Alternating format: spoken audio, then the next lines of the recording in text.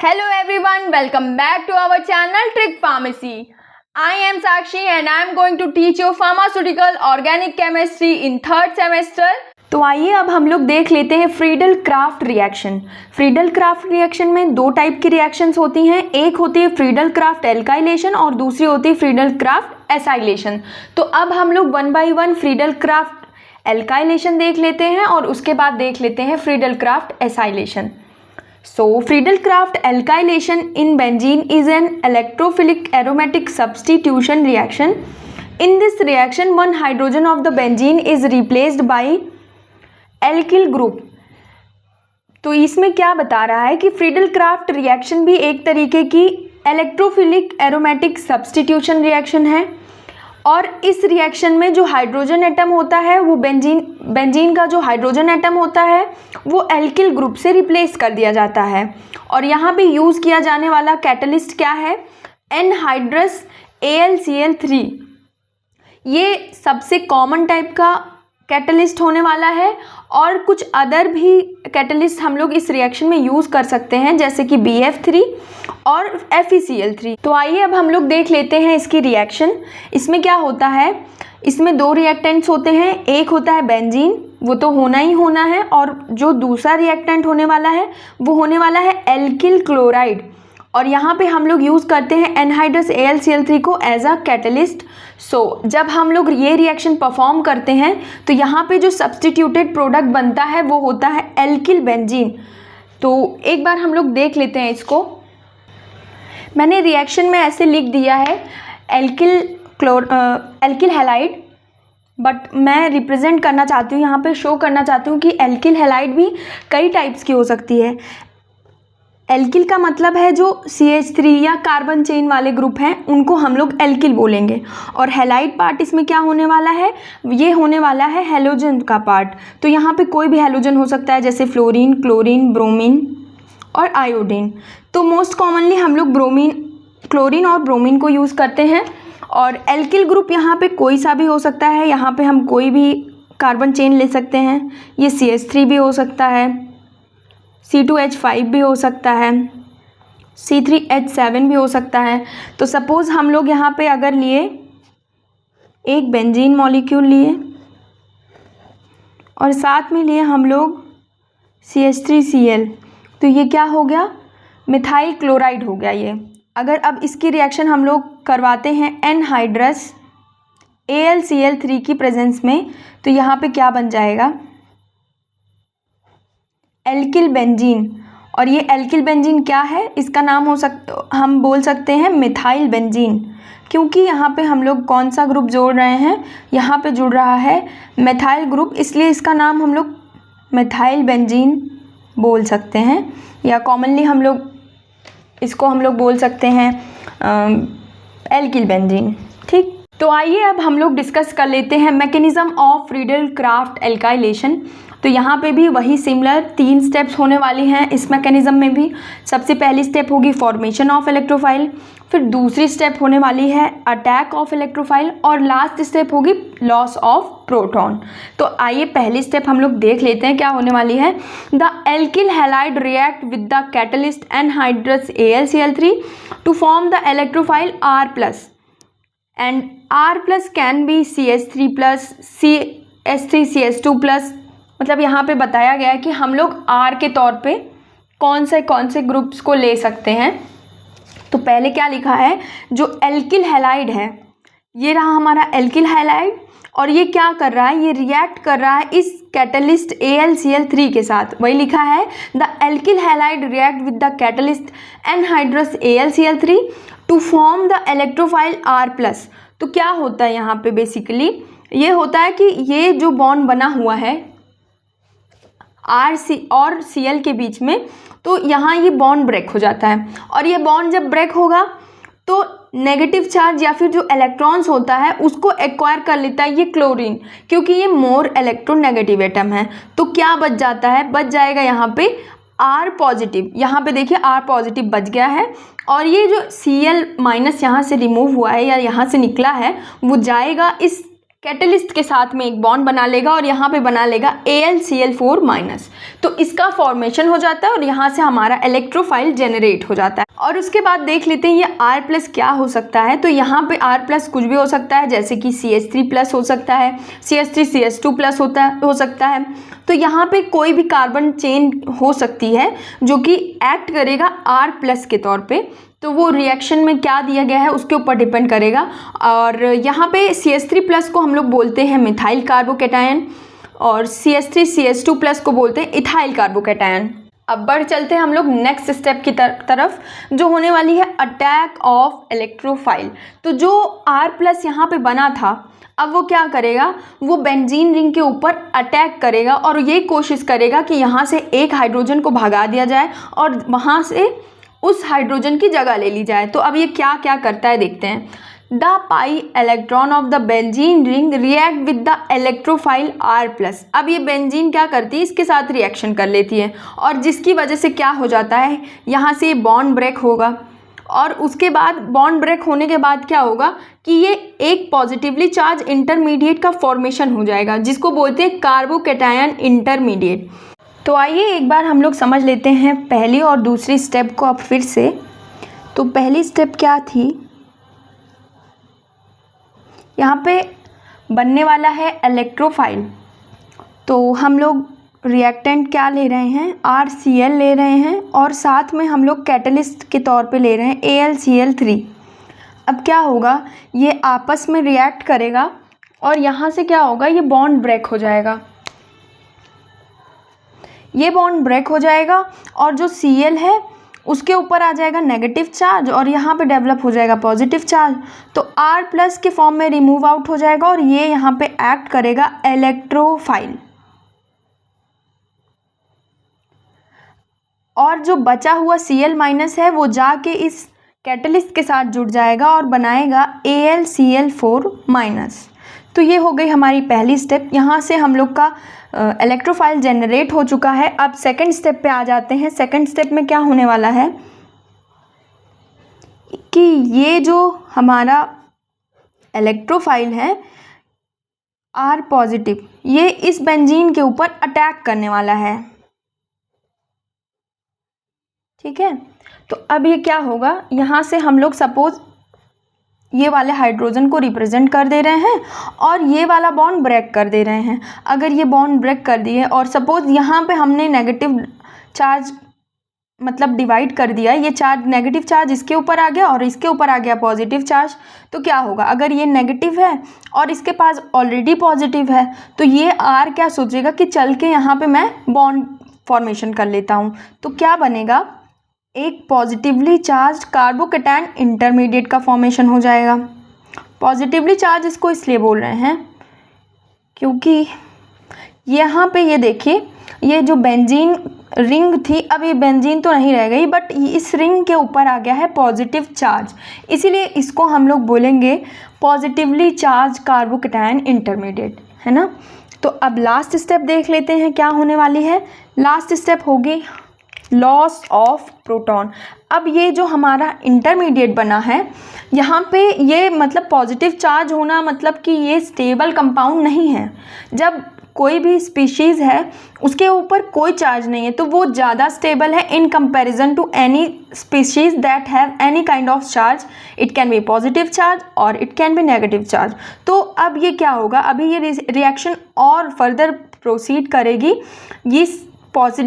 इस positive charge को remove करने के लिए। तो अब क्या होगा, यहाँ से एक प्रोटॉन का लॉस हो जाएगा। ये जो हाइड्रोजन बचा हुआ है यहाँ पे, ये हाइड्रोजन यहाँ से निकल जाएगा। तो अब थर्ड स्टेप में क्या होने वाला है कि ये जो हमारा कार्बोकैटायन इंटरमीडिएट बना हुआ है ना, इसमें से ये हाइड्रोजन वाला जो बॉन्ड है ये ब्रेक हो जाएगा। और जब ये बॉन्ड ब्रेक हो जाएगा तो क्या होगा, ये हाइड्रोजन पॉजिटिव चार्ज लेके यहाँ से रिमूव आउट हो जाएगा और यहाँ पे इलेक्ट्रॉन रह जाएगा नेगेटिव चार्ज। तो यहाँ पॉजिटिव है और यहाँ नेगेटिव है, तो ये आपस में जुड़ के यहाँ का बॉन्ड बना लेंगे दोबारा से और यहाँ से H रिमूव आउट हो गया। तो हमारा प्रोडक्ट बन जाएगा एल्किल बेंजीन। और साथ ही साथ क्या होगा, जो हमारा कैटलिस्ट था वो फर्स्ट स्टेप में एक एक्स्ट्रा Cl- को एक्वायर करके रखा हुआ था, क्योंकि उसके पास खाली वैलेंसी थी तो उसने वहाँ पे एक्वायर कर लिया था। बट अब क्या होगा, जब रिएक्शन कंप्लीट हो जाएगी तो यहाँ से जो ये H है ये रिमूव आउट हो जाएगा और ये क्या करेगा, यहाँ से एक जो एक्स्ट्रा Cl था उसको लेके HCl का फॉर्मेशन कर लेगा और यहाँ पे जो कैटलिस्ट था वो एज इट इज़ रह गया। तो एक चीज़ मैं बताना भूल गई थी, फिर मैं यहाँ पे इंक्लूड कर ले रही हूँ इस पॉइंट को कि जो भी हमारा कैटलिस्ट होता है वो कभी भी रिएक्शन में यूज़ नहीं होता, इन्वॉल्व होगा हर एक स्टेप में आप देख सकते हैं, लेकिन वो यूज़ कभी नहीं होगा। वो हमेशा जब रिएक्शन कंप्लीट हो जाएगी तो वो जैसे स्टार्टिंग में था उसी तरीके से वो रिमूव आउट हो जाएगा। हमने स्टार्टिंग में भी अगर जो कैटलिस्ट लिया था तो वो AlCl3 था, तो अभी भी देख लीजिए ये AlCl3 के ही फॉर्म में जा रहा है। तो ये चीज़ हमेशा याद रखिएगा कि कभी भी कोई कैटलिस्ट किसी रिएक्शन में कम्प्लीटली यूज़ नहीं होता है। तो आइए अब हम लोग डिस्कस कर लेते हैं लिमिटेशंस ऑफ फ्रीडल-क्राफ्ट एल्काइलेशन। तो अब तक हम लोगों ने जो भी रिएक्शंस को डिस्कस किया है, चाहे वो हेलोजिनेशन हो गई, सल्फोनेशन हो गई, नाइट्रेशन हो गई, उनमें हमें लिमिटेशंस नहीं पढ़ने थे। बट जो हमारी फ्रीडल-क्राफ्ट एल्काइलेशन रिएक्शन है इसकी कुछ लिमिटेशंस हैं, तो उसको हमको वन बाय वन करके पढ़ना है। तो पहला पॉइंट है कि if benzene ring contains strong deactivating group like NO2COOH it does not undergo Friedel-Crafts alkylation. तो क्या कह रहा है कि अगर हमारी जो बेंजीन रिंग है उसके ऊपर कोई स्ट्रॉन्ग डीएक्टिवेटिंग ग्रुप है, लाइक यहाँ पे मैं दिखा देती हूँ,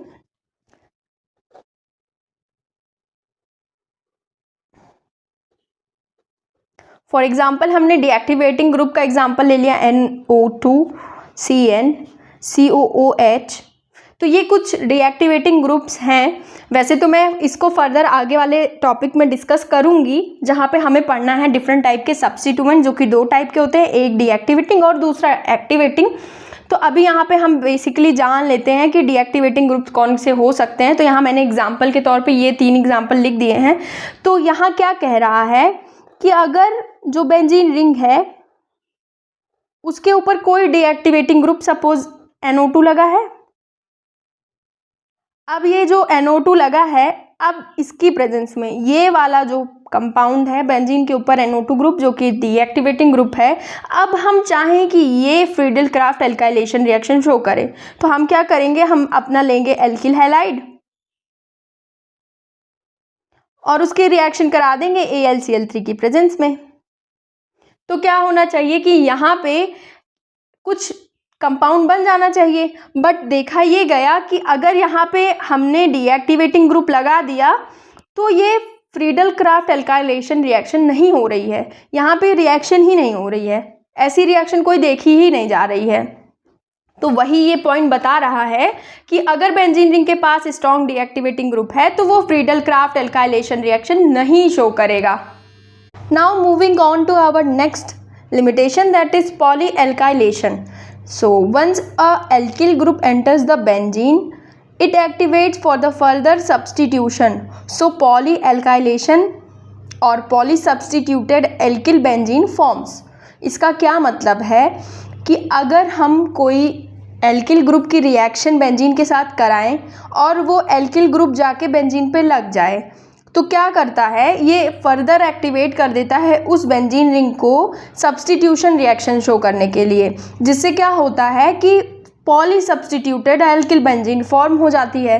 तो इसका क्या मतलब है, मैं इसको अच्छे से समझा देती हूँ कि क्या यहाँ पे ये कहना चाह रहा है। सपोज ये है हमारा बेंजीन,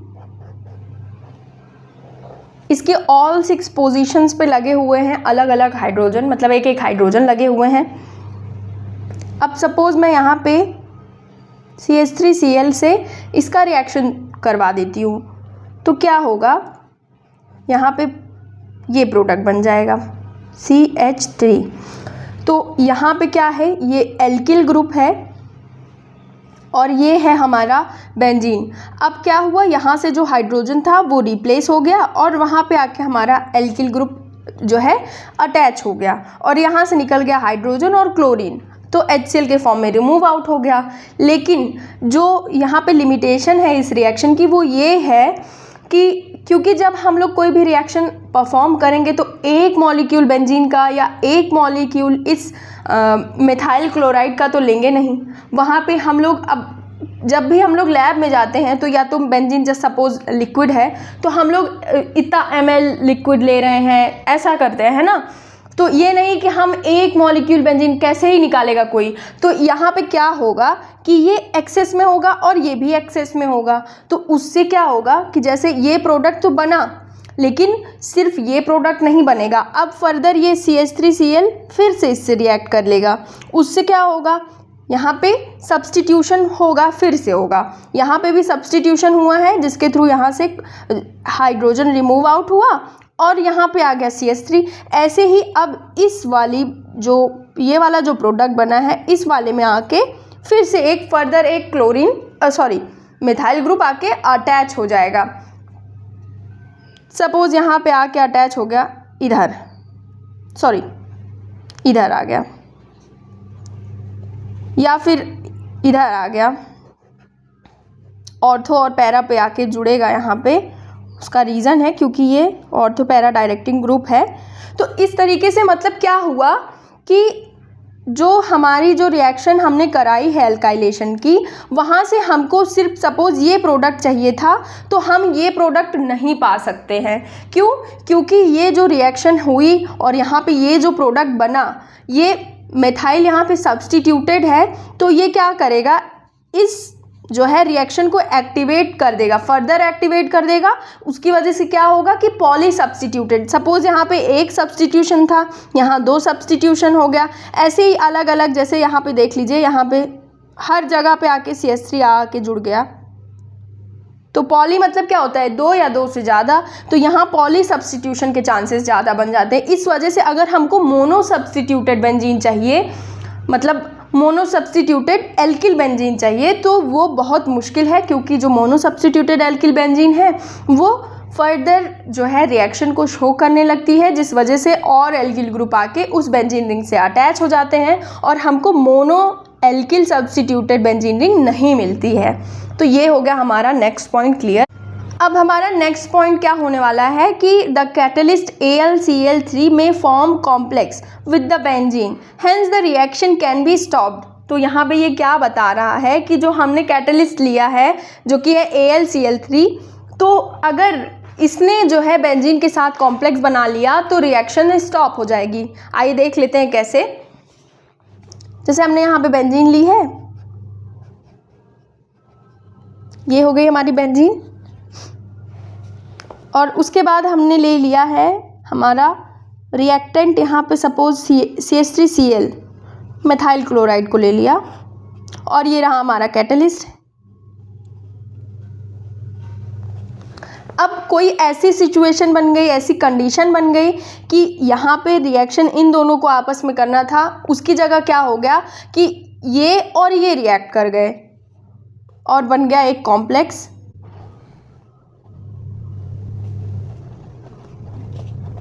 तो क्या होगा, यहाँ से क्या हो जाएगा, रिएक्शन स्टॉप हो जाएगी।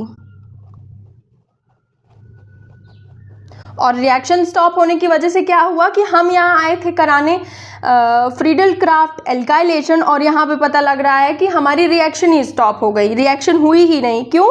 क्योंकि हमारा जो कैटलिस्ट था उसने खुद जाके रिएक्ट कर लिया है बेंजीन रिंग से। तो इस वजह से हमारा जो प्रोडक्ट बनना था एल्किल बेंजीन, वो बन नहीं पाया। तो ये एक लिमिटेशन है कि कभी कभी ऐसा भी हो सकता है कि बेंजीन रिंग और जो हमारा कैटलिस्ट है AlCl3 वो आपस में रिएक्ट करके कॉम्प्लेक्स बना लें और रिएक्शन ही ना हो पाए। तो नेक्स्ट पॉइंट देख लेते हैं अब क्या है। लास्ट पॉइंट होने वाला है जो कि कार्बोकैटायन रीअरेंजमेंट।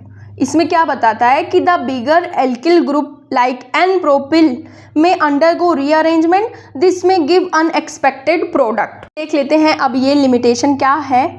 तो सबसे पहले हम लोग रीअरेंजमेंट के बारे में थोड़ा सा जान लेते हैं और कार्बोकैटायन क्या होता है वो जान लेते हैं। तो कार्बोकैटायन का क्या मतलब है कि जब भी कार्बन के ऊपर पॉजिटिव चार्ज आ जाता है तो उसको हम लोग कार्बोकैटायन बोलते हैं। सपोज अगर ये है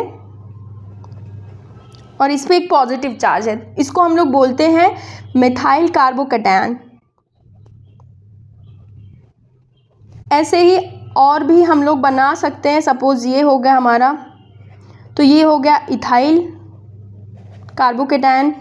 हाँ, ऐसे और भी मतलब बन सकते हैं कार्बोकेटायंस। तो कार्बोकेटायन की जो स्टेबिलिटी ऑर्डर होती है, मैं थोड़ा सा एक्सप्लेन कर दे रही हूँ, जिसको नहीं समझना है वो स्किप भी कर सकता है ये पॉइंट, बट मैं बस एक जनरल नॉलेज के लिए बता दे रही हूँ कि कार्बोकेटायन की जो स्टेबिलिटी ऑर्डर होती है वो होती है 3 डिग्री, 2 डिग्री, देन 1 डिग्री।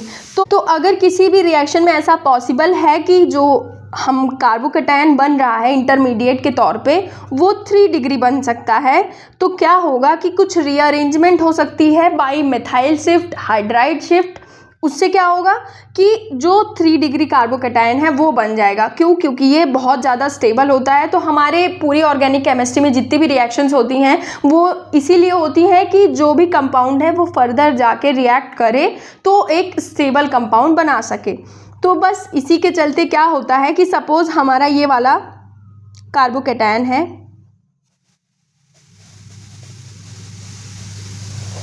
तो ये है 1 डिग्री, और अगर ये जो प्लस चार्ज है ये इस वाले कार्बन पे आ जाता तो ये क्या बन जाता? ये बन जाता 2 डिग्री कार्बोकेटायन। अब अगर किसी को जानना है कि ये 1 डिग्री क्यों है, ये 2 डिग्री क्यों है, तो वो इस तरीके से है कि अगर जो कार्बन है उससे एक कार्बन चेन जुड़ी है तो उसको 1 डिग्री बोलते हैं, और अगर कोई कार्बन है जिससे 2 कार्बन चेन जुड़ी है, सपोज ये यहाँ पे हम देख रहे हैं कि ये 2 डिग्री कार्बन है, वो इसलिए है क्योंकि इधर भी एक कार्बन इससे जुड़ा हुआ है और इधर भी एक कार्बन चेन जुड़ा हुआ है। ये बड़ी भी चेन हो सकती है, वरना ये मिथाइल भी है। तो और ऐसे अगर मैं 3 डिग्री कार्बोकेटायन को दिखाना चाहूँ तो वो इस तरीके से होगा। ये है हमारा 3 degree carbocation.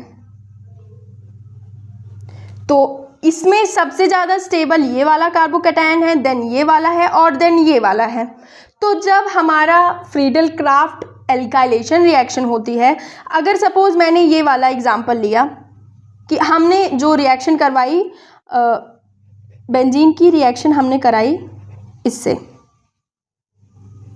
CH3 CH2 CH2 plus, sorry plus नहीं, यहाँ पे हम एल्किल हैलाइड दिखाना है तो इसलिए हम यहाँ पे ये ले लिए प्रोपाइल चेन है, ये हमारा एल्किल ग्रुप हो गया, और ये हमारा हैलाइड में आ गया क्लोरीन।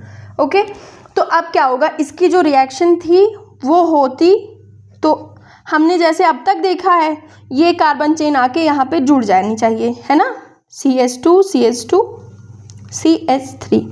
बट हम लोग देखते हैं कि ये रिएक्शन में हमने ये वाला रिएक्टेंट लिया, यहाँ पे कार्बन चेन कौन सी है? प्रोपिल चेन है, नॉर्मल प्रोपिल चेन, क्योंकि सीधी सीधी है इस वजह से नॉर्मल बोल रहे हैं। बट जो प्रोडक्ट बनता है वो ये नहीं बनता है, प्रोडक्ट ये बन जाता है।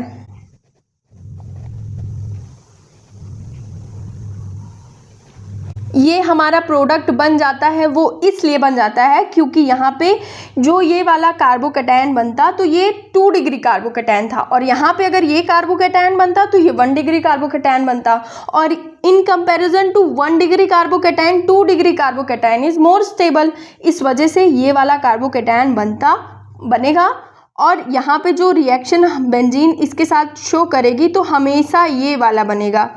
तो आई होप आपको फ्रीडल क्राफ्ट एल्काइलेशन रिएक्शन समझ में आ गई हो। अब हम लोग आगे बढ़ जाते हैं और देख लेते हैं फ्रीडल क्राफ्ट एसाइलेशन रिएक्शन। बहुत ही आसान होने वाली है ये रिएक्शन, तो आइए देख लेते हैं क्या हो रहा है यहाँ पे। एकदम डिक्टो हेलोजिनेशन रिएक्शन और Friedel craft alkylation and acylation reaction same है वहाँ पे, और यहाँ पे दोनों जगह कैटलिस्ट भी सेम ही यूज़ किए जाने वाले हैं। तो अगर एक भी रिएक्शन हमको आ गई तो तीनों रिएक्शन उसी टाइम क्लियर हो गई। तो आइए देखते हैं क्या है। Friedel Crafts acylation in benzene is an electrophilic aromatic substitution reaction. यही लाइन बार बार रिपीट हो रही है कि जिससे सबको याद हो जाए भाई। तो in this reaction 1 hydrogen atom of the benzene is replace by acyl group, और इसको हम लोग बोल रहे हैं acyl group. This reaction is use to prepare aromatic ketones. ये एक नया पॉइंट जुड़ गया है यहाँ पे, और यहाँ पे हम लोग का जो कैटलिस्ट होने वाला है वो होने वाला है एनहाइड्रस AlCl3, जो कि लास्ट रिएक्शन में भी था। तो हम क्या बता रहे थे, यहाँ पे जो ये ग्रुप है RC डबल बॉन्ड O और यहाँ से ये जाके बेंजीन से जुड़ेगा। ये ग्रुप जो होता है इसको बोलते हैं एसाइल ग्रुप, और ये एसाइल ग्रुप बेंजीन के हाइड्रोजन को रिमूव करेगा और उसको रिप्लेस कर देगा, मतलब रिमूव नहीं, रिप्लेस कर देगा, उसकी जगह जाके खुद बैठ जाएगा ये। और इससे क्या होता है, ये ग्रुप तो हमको लगता है सबको ही पता होगा कौन सा ग्रुप है। अगर इसको हम लोग ऐसे रिप्रेजेंट करते हैं या इस तरीके से किसी ग्रुप को रिप्रेजेंट करते हैं तो ये कौन सा ग्रुप है, ये है कीटोन ग्रुप। तो क्या होने वाला है कि जब भी फ्रीडल क्राफ्ट एसाइलेशन रिएक्शन होगी बेंजीन के साथ तो यहाँ पे बनेगा एरोमेटिक कीटोन। क्यों एरोमेटिक कीटोन बोल रहे हैं? एरोमेटिक कीटोन इसलिए बोल रहे हैं कि इसमें से जो ये एक R है उसकी जगह तो बेंजीन ही लग जाएगा ना। जो यहाँ पे हम ग्रुप बता रहे थे एसाइल ग्रुप, वो ऐसा है कुछ, ये है एसाइल ग्रुप और ये रहा हमारा प्यारा सा बेंजीन।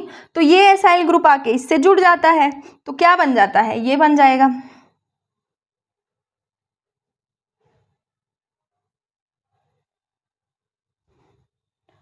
तो यहाँ पे ये प्रोडक्ट बन जाएगा। तो यहाँ पे एक एरोमेटिक रिंग लगी हुई है और बगल में लगा हुआ है कार्बन चेन, तो इसको हम लोग बोल सकते हैं एरोमेटिक कीटोन। तो याद रखिएगा ये क्या है, एरोमेटिक कीटोन का फॉर्मेशन हो रहा है यहाँ पे।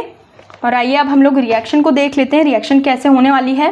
तो ये वही सिमिलर सी रिएक्शन होने वाली है। यहाँ पे बेंजीन मॉलिक्यूल है और यहाँ पे हमने जो रिएक्टेंट लिया है वो एसाइल क्लोराइड लिया है और कैटलिस्ट होने वाला है एनहाइड्रस AlCl3। तो ये रहा हमारा प्यारा सा कैटलिस्ट और बन गया है हमारा जो प्रोडक्ट है था वो, जो कि है एसाइल बेंजीन। ये इसका कॉमन नेम है और इसका नॉमेनक्लेचर भी कर लेंगे जब हम लोग प्रोडक्ट बनाएंगे। और साथ में यहाँ पे बाई प्रोडक्ट के तौर पे निकल जाता है HCl। HCl कहाँ से मिल गया हमको, यहाँ से एक हाइड्रोजन रिप्लेस किया था ये ग्रुप, सपोज ये ग्रुप है, इसने हाइड्रोजन को रिप्लेस कर दिया तो ये भी कहीं से आया हुआ है, यहाँ से, मतलब Cl यहाँ से रिमूव हुआ तभी ये ग्रुप बना। तो यहाँ से Cl और यहाँ से H, ये दोनों मिलके बना लिए HCl, ठीक। और यहाँ मुझसे थोड़ी सी मिस्टेक हो गई है, यहाँ पे R ना लिख के मुझे यहाँ पे CH3 लिखना था, क्योंकि यहाँ पे मैंने जो रिएक्टेंट लिया है उसमें CH3 C double bond Cl है और यहाँ मैंने R लिख दिया है, तो उसके लिए सॉरी। और अब हम लोग देख लेते हैं मैकेनिज़्म क्या होने वाली है। बहुत ही आसान मैकेनिज़्म होने वाली है, तो आइए देख लेते हैं। पहली स्टेप वही है, formation of electrophile the acid chloride. इसको हम लोग एसिड क्लोराइड भी बोल सकते हैं, RC डबल बॉन्ड OCl, ठीक। ये reacts with the catalyst anhydrous AlCl3 to form the acylium ion. तो जो हमारा इलेक्ट्रोफाइल बन रहा है उसको हम लोग बोल रहे हैं एसाइलियम आयन, ठीक। तो हाँ, तो यहाँ से क्या होगा कि C और Cl के बीच का जो बॉन्ड है, ये वाला बॉन्ड, ये बॉन्ड ब्रेक हो जाएगा और वहाँ से ये इलेक्ट्रोफाइल के फॉर्म में रिमूव आउट हो जाएगा और ये नेगेटिव चार्ज लेके ये Cl यहाँ से फरार हो जाएगा और वो पहुँच जाएगा AlCl3 के पास और बोलेगा भाई मुझे थोड़ी जगह दे दो, मैं भी यहाँ तुम्हारे साथ बैठना चाहता हूँ। तो तब तक क्या हो जाएगा, यहाँ पे इस इलेक्ट्रोफाइल का जनरेशन हो जाएगा, यहाँ एक इलेक्ट्रोफाइल बन जाएगा और AlCl3 के पास पहुँच गया है Cl माइनस पहुँच गया है, तो वहाँ से बन जाएगा AlCl4 माइनस। तो ये हो गई हमारी पहली स्टेप। अब आइए देख लेते हैं नेक्स्ट स्टेप। तो नेक्स्ट स्टेप वही होने वाली है हमारी प्यारी सी अटैक ऑफ इलेक्ट्रोफाइल। तो अब ये इलेक्ट्रोफाइल जो बना था ना, अब वो क्या करेगा कि बोलता है मेरा घर टूटा है तो मैं सबका घर तोड़ के रख दूंगा। वो बेंजीन रिंग को देखता है, उसके साथ जाके रिएक्शन कर देता है और वहाँ से बना देता है पॉजिटिवली चार्ज इंटरमीडिएट या कार्बोकेटायन इंटरमीडिएट। तो रिएक्शन वही सिमिलर घूम घुमा के यही हो रही है, इलेक्ट्रोफाइल बन रहा है, फिर इलेक्ट्रोफाइल अटैक कर रहा है, इसको भी तोड़ दे रहा है, यहाँ से हाइड्रोजन भगा दे रहा है, यही सब चल रहा है इन लोगों का। तो क्या हुआ कि ये बेंजीन रिंग थी और ये था एसाइलियम आयन। ये क्या करता है, इसको देखता है, यहाँ पे लगा हुआ है इसका एक हाइड्रोजन।